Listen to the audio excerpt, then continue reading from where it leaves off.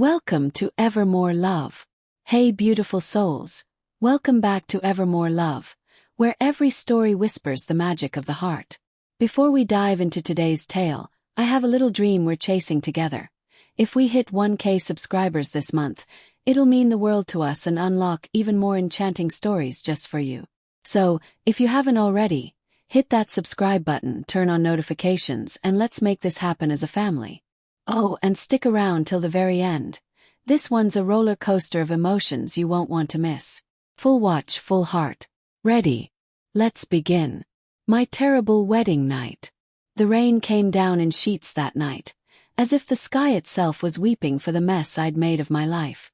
It was supposed to be the happiest day, the pinnacle of forever, our wedding night. But as I stood in the grand ballroom of the old Hawthorne Manor, my white gown clinging to my skin like a second layer of regret, all I could feel was the cold seep of dread. The chandeliers flickered overhead, casting golden shadows that danced mockingly across the faces of guests who clapped too politely, their smiles as brittle as autumn leaves. His name was Alexander, Alex to those who loved him, which apparently included everyone but me in that moment. We'd met 3 years ago at a crowded bookstore in the heart of London, the kind with creaky wooden floors and the faint scent of aged paper and forgotten dreams.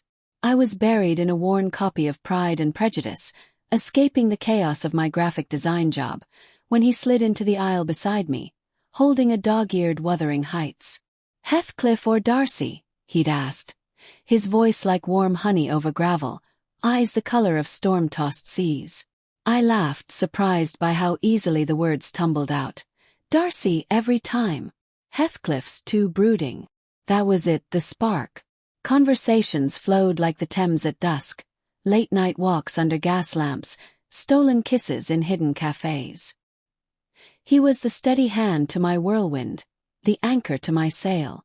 We built a life on whispers and promises, and when he proposed on a crisp autumn evening in Hyde Park, with the leaves swirling like confetti around us, I said yes without a shadow of doubt.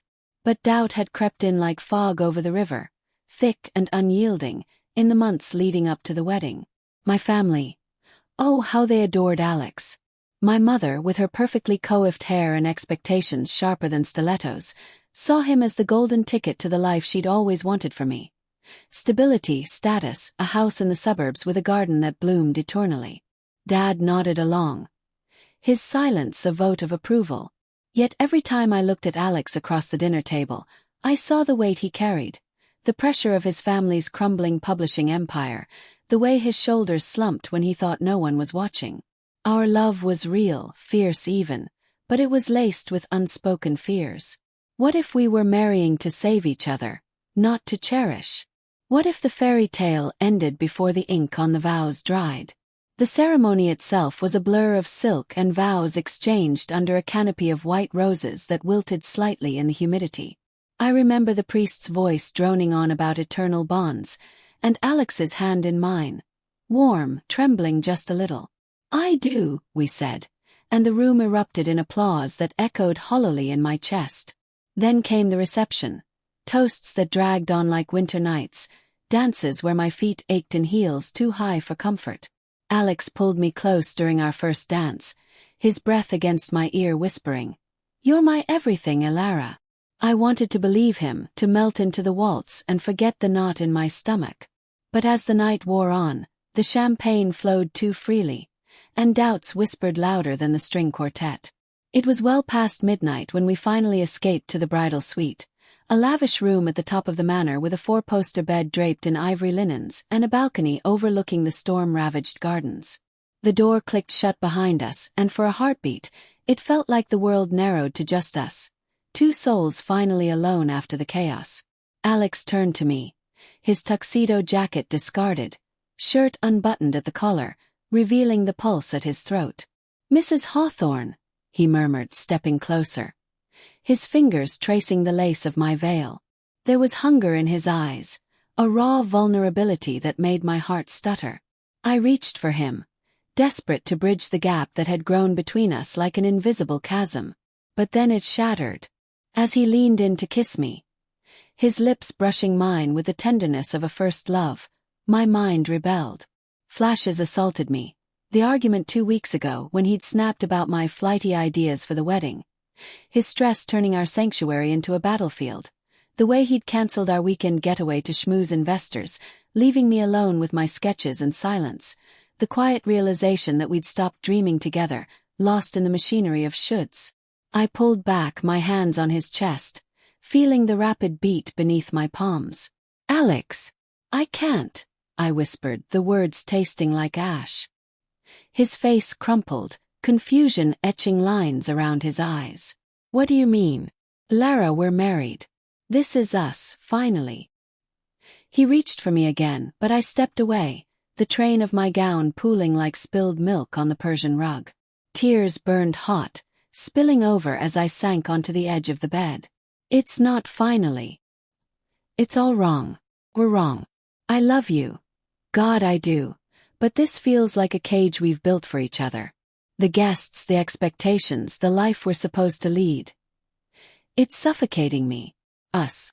The storm outside roared in response, thunder cracking like a whip. Alex stood frozen, then slowly knelt before me, his hands hovering as if afraid I'd vanish. "Talk to me," he pleaded, voice breaking. "I've felt it too, the distance. But I thought if we just pushed through, got here, it would fix itself. You're my light, Lara.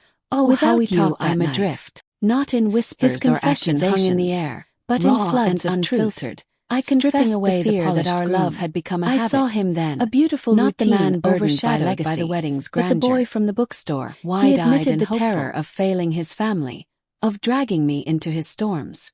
Hours slipped by as rain lashed the windows, and we peeled back layers. The dreams we'd shelved, the adventures we'd promised but postponed. I told him about the sketchbook hidden in my suitcase, filled with illustrations of us traveling the world. Balloon rides over Cappadocia, stargazing in the Atacama, not the safe house with the picket fence. He shared letters from his late grandfather, yellowed pages urging him to chase passion over profit. Laughter bubbled up amid the tears, remembering our first disastrous date when we'd gotten lost in the underground and ended up at a dingy pub singing karaoke badly. "You're terrible at Wonderwall," I teased, and he grinned, that boyish smile cracking through the pain. As dawn crept in, painting the sky in hesitant pinks and golds, something shifted. The terrible night had carved space for us, not as husband and wife in title, but as partners reborn. Alex took my hand, pulling me to the balcony. The rain had eased to a drizzle, the air fresh with petrichor. "Let's rewrite this," he said, his voice steady now, laced with the fire I'd missed. "No more cages.